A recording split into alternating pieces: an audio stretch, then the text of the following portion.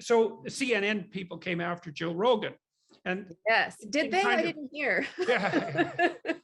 And one of them said, essentially, man, what's going on here? We've got this whole bureau's devoted to fact checking and the truth, and all these experts hired, and why the hell aren't people listening to us when they listen to Joe Rogan and he's just winging it? And I thought, just winging it, eh?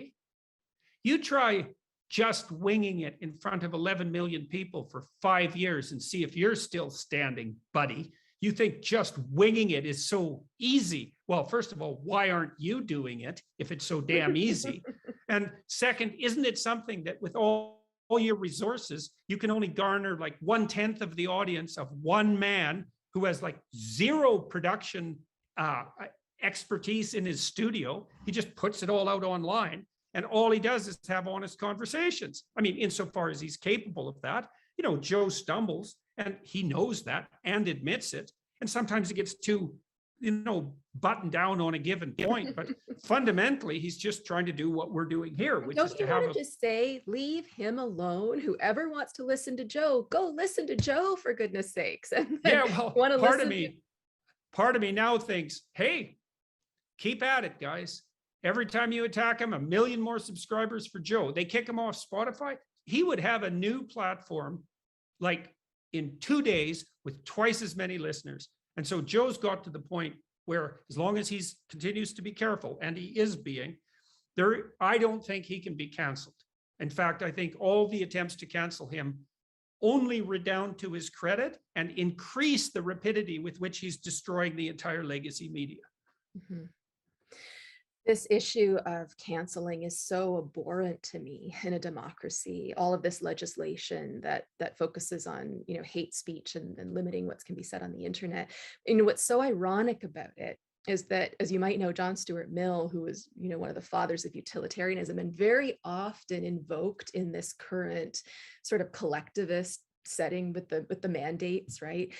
He himself was an advocate for free speech, because he said that the problem with squashing free speech, it's not just that you might learn something new that you didn't know, but you have the opportunity to put your own beliefs under the microscope and to think about new reasons why you might believe or don't believe them. So even on the metric that a collectivist, arguably a consequentialist, a utilitarian like John Stuart Mill is using, canceling censorship is not good for humans, let alone democracies that have free speech as one of their fundamental pillars.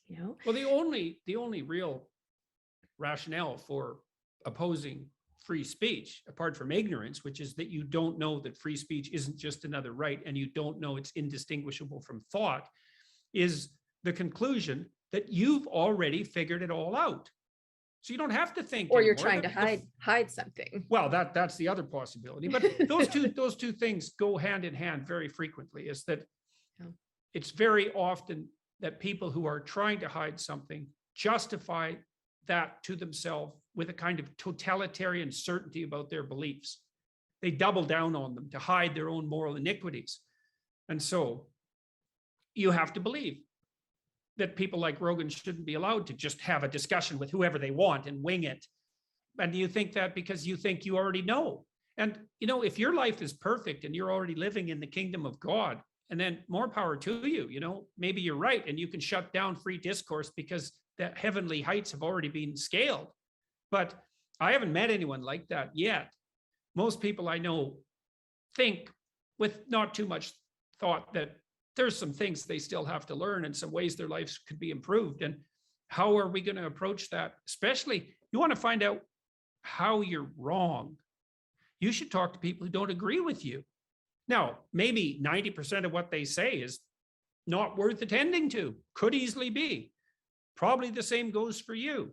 But 10% might be just what saves you in the next crisis. This is one of the things I loved about being a clinician, is that I talked to lots of people who were really different than me, like seriously different from me. And if I wasn't learning something from them when I was in discourse with them, it was because I wasn't conducting the discourse properly. So And they if taught me nothing invaluable else, things. Mhm. even if you don't learn truth, even if you don't learn more reasons for why your position was right, at the very least, you have benefited from a very rigorous mental exercise. Yeah, well, that helps you, as you said already. You want to differentiate and assess your own beliefs. Well, why? Well, because your beliefs aren't a set of facts at your disposal.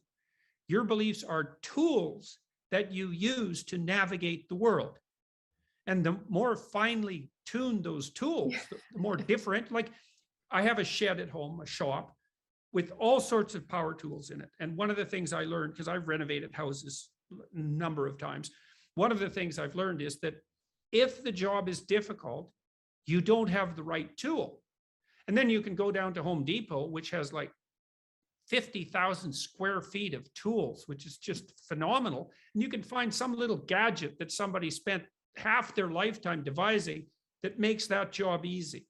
Well, that's ideas. Ideas are tools. They're not facts. And you have to sharpen them and take care of Mhm. them and keep And them from being differentiate rusty them. and You put them bet. away in the right way, To right? Like the maintain them. You metaphor. bet.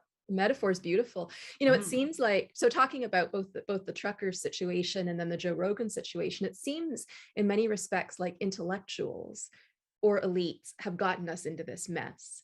And it's the truckers and the Joe Rogans of the world that are getting us out of it, arguably. Mhm. You know, what does this say about education and academia and civil discourse and democracy moving forward?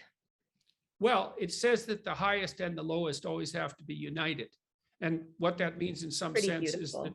is that, well, I learned that in part from watching Wagner's Die Meistersinger, the opera, because the libretto elaborates on that theme in an absolutely stellar manner. Because in his opera, the opera details out the actions of guilds of men. And so each guild is made out of domain experts. So one of the heroes is a cobbler who's an expert shoemaker. You think, well, who cares? He makes shoes. It's like, well, you have good shoes, so that isn't a concern of yours.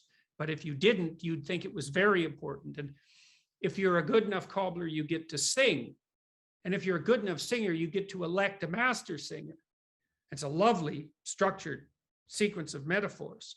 And so one of the things Wagner did so well in that opera was to point out that true expertise means the differentiation of abstract knowledge all the way down to the point of behavioral implementation.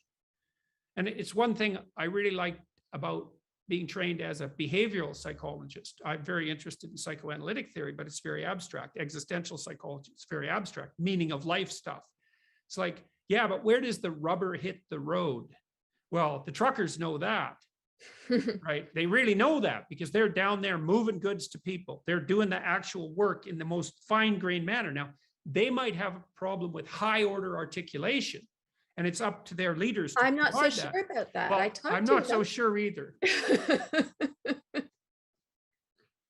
I They don't have a should challenge every Canadian to get themselves there and talk to some of these truckers. Yeah. I think they'd be very surprised. they don't have trouble with enunciating blunt truths. But you were pointing to problems among the intellectuals.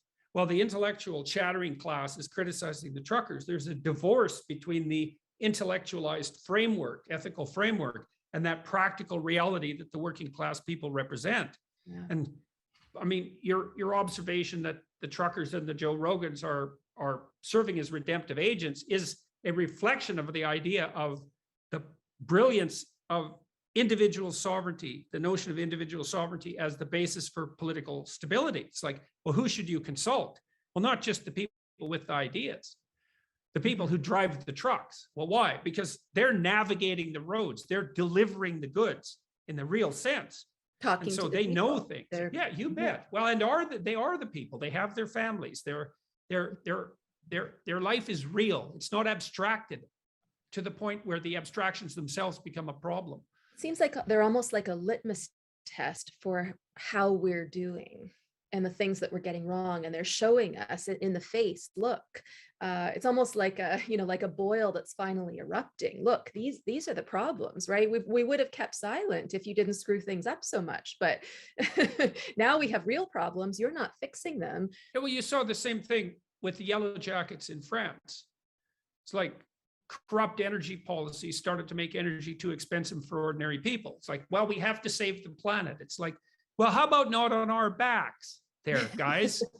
And so, and we're going to see a lot more of that, I suspect, especially if the elite types and their utopian schemes, if the elite types with their utopian schemes keep walling themselves off from the people that they hypothetically represent.